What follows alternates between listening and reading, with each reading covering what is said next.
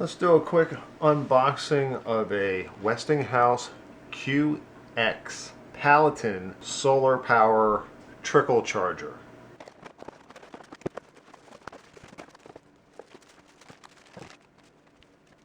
Okay, let's take a look inside here. This is a twin pack and a deal from Amazon for about $30. It's comparable to the cost of one of these. 2 solar panels. Pretty rugged design it looks, and not as cheap as many I've seen before.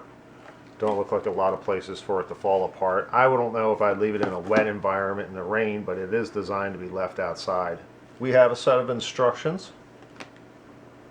We get 2 alligator clips.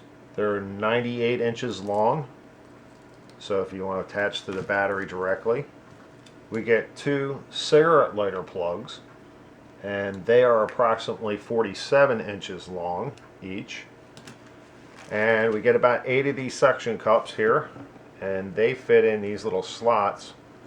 So if you want to like mount it up against the back window or something of that nature.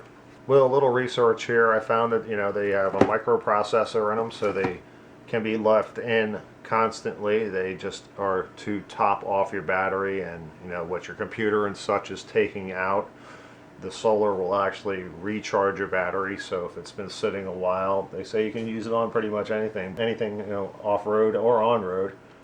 This is the model number SR94TC02A-08. It is a 2.4 watt version of the two. There's another one that actually is a 5 watt.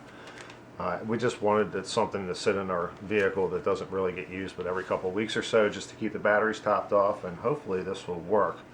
Yeah, there must be a little bit of tiny power left in the lines here, residual power, but we're down to 0.004 with a solar panel upside down here, and we're going to go ahead and flip it over. Now we're only inside underneath of a basement pot light, so let's see what happens.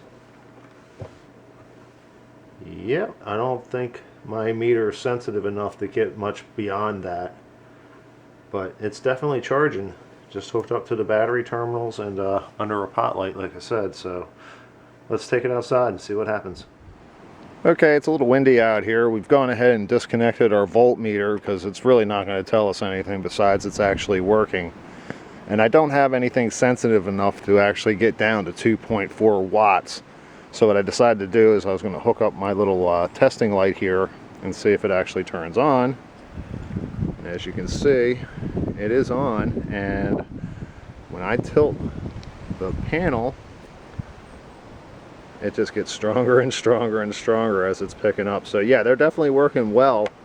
As I said, I just do not have something as sensitive to pick up a 2.4 watts. So that's about as best as I can do in this situation. I'm going to go ahead and get them installed. Okay, install is pretty simple.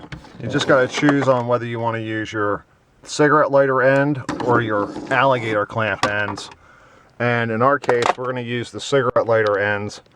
The thing you have to be cautious about is whether your cigarette lighters turn off when your key is turned off. If that's the case, then you're going to have to use these alligator clips and find a hot terminal either on your fuse box, or you may actually have to run it outside and into the battery compartment through the hood. But either way, it's pretty simple.